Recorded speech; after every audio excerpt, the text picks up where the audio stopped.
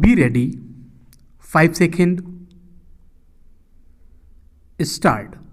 Sir, the problems of the company audit, the difficulties experienced by the junior auditors, and the complaints of the audit profession in relation to these companies are before the government, and a comprehensive amending bill was introduced in this House in 1992, which was referred to the Select Committee of both Houses of Parliament, in which I happened to be a member, where elaborate evidence was recorded not only from the chambers of commerce and industry but also from the chartered accountants and also others who had the special knowledge of the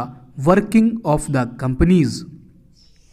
All these aspects were considered, and the committee came to the conclusion of fixing the number of companies an auditor personally or a firm of auditors could audit be at 20. Therefore, the mover could have withdrawn this bill and introduced another after the amendments to the company law came into force.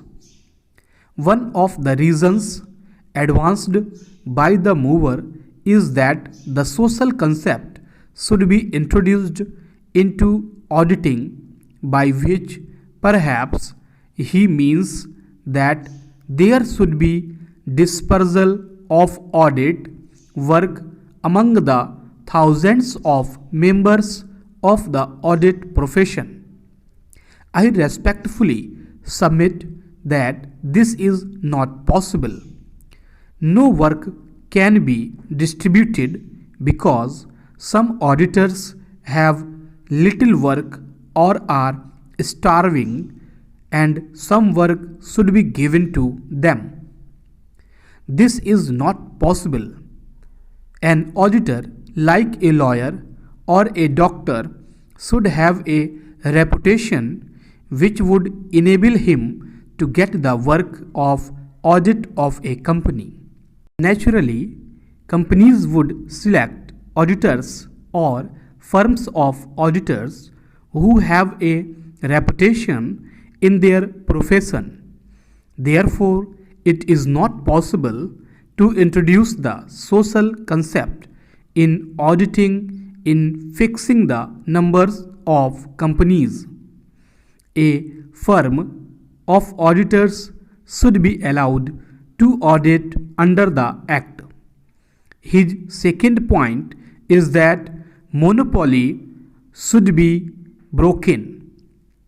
The cry against monopoly is common nowadays, that there should be no monopoly houses, there should be no monopoly, and all that.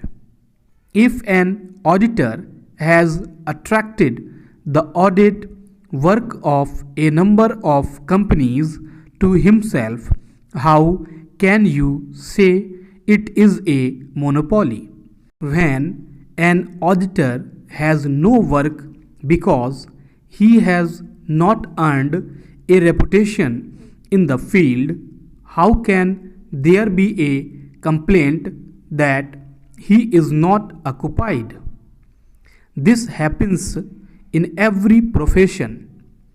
Only a few lawyers get the work. Work is concentrated among a few doctors. How can the others in the profession complain? Then there is the cry for nationalization of audit. The mover mentioned it while moving the bill. How can there be nationalization of a profession? Have we thought of nationalization of the legal profession or the medical profession? It is not possible. Can the state maintain a panel of lawyers? The state do appoint lawyers in case where a client is not able to engage a lawyer.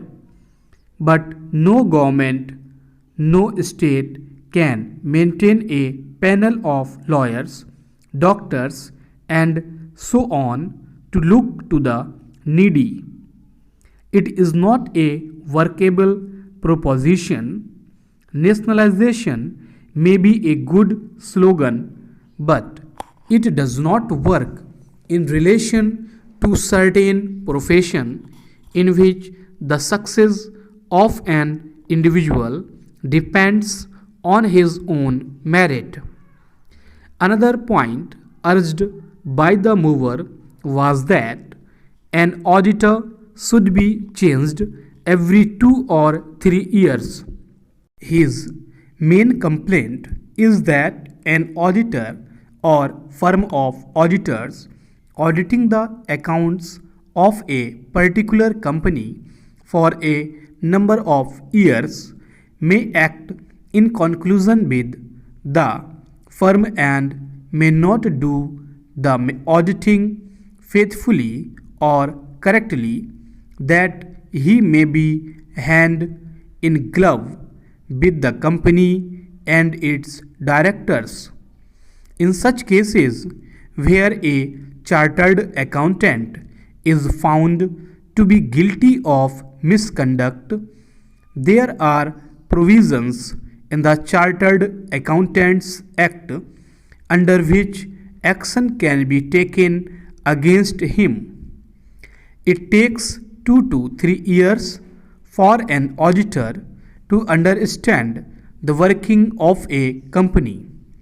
All these questions were gone into the joint committee in great detail, and then it was found that no limit could be put.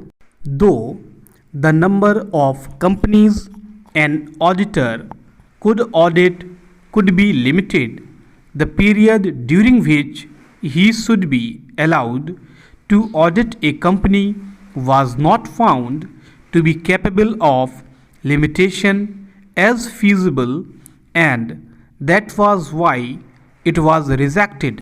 Another objection taken by the mover was that all the auditors are in the metropolitan areas. Necessarily, they should be from the metropolitan areas. They should know the working of companies. How can an auditor residing in a small town whose only business is to audit the accounts of small businessmen for sales tax purposes or for the purposes of other commercial taxes be interested with the work of auditing a company's accounts? It is a complicated affair. It is not possible. It is only in metropolitan cities that the auditors could carry on their profession.